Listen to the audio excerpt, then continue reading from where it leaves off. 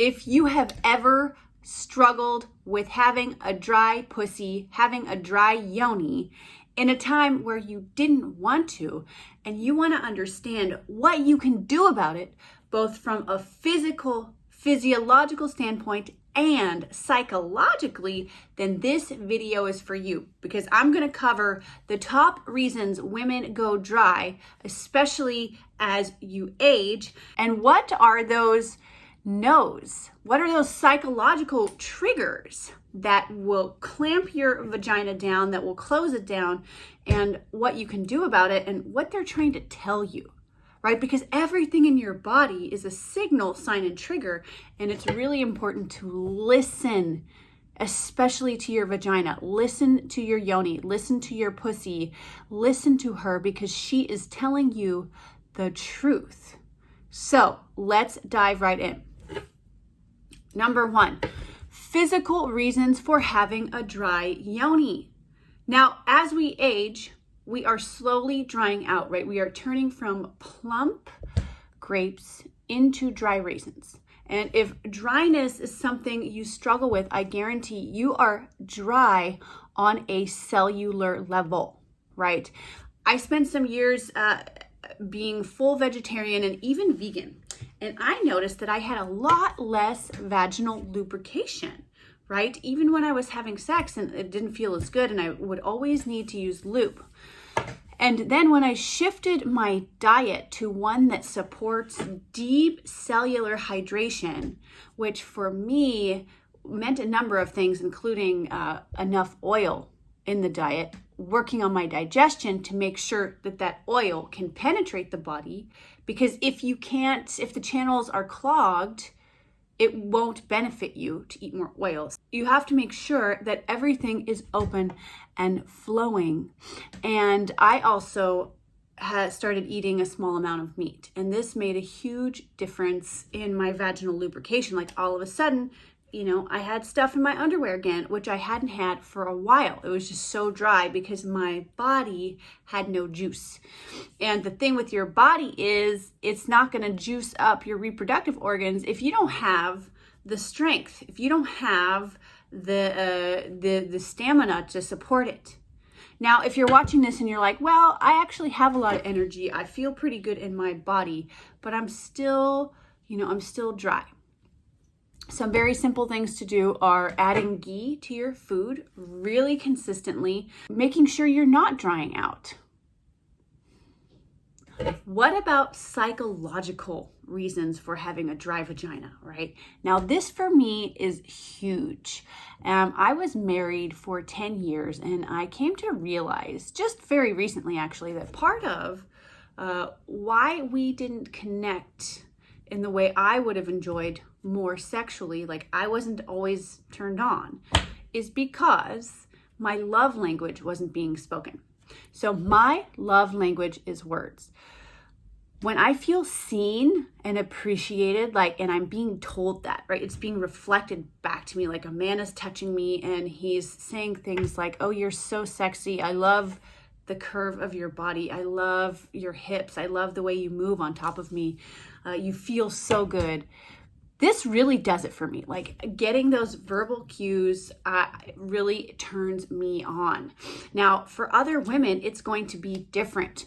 What is your love language? Is it acts of service? Is it someone spending time rubbing you? For me, that's also really helpful, like that component.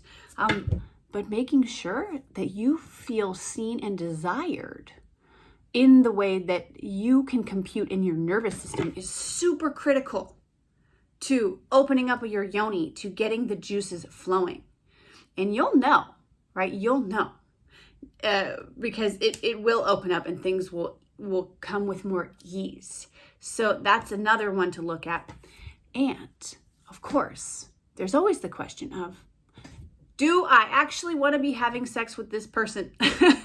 Because sometimes as human beings, we go into situations where we're not actually a full fuck yes. And this can be for a number of reasons.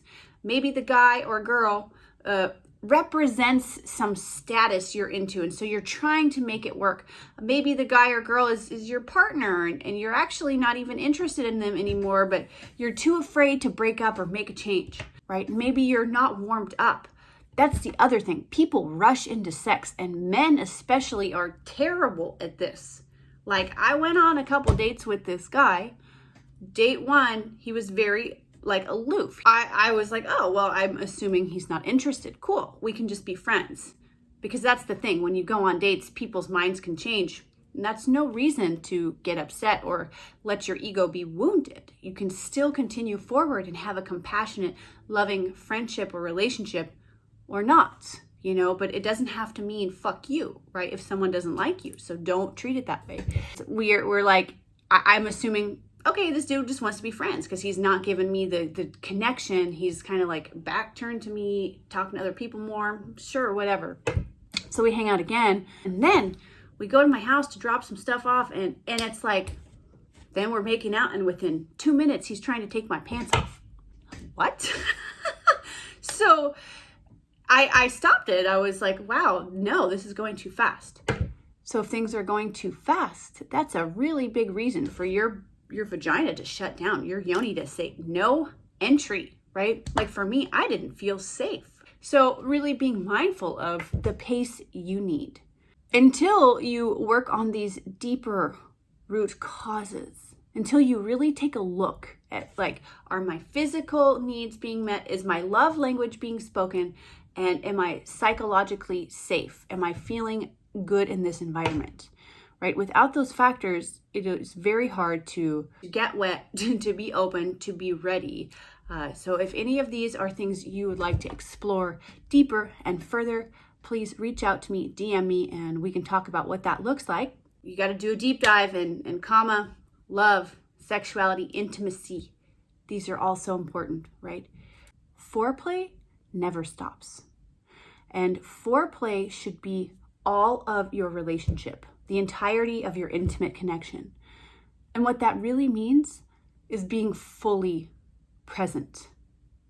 If you're distracted, if they're distracted, you're not going to build those energetic connections that allow you to fully open up and flower. Really taking a look at what is happening intimately, right? Because foreplay is not just like touching your tits. Foreplay is helping someone when they're hungry and overworked by bringing them a meal. Foreplay is opening a door for someone. Men and women can do this for each other. Foreplay is saying, hey, I had a beautiful time with you, no matter how long you've been together.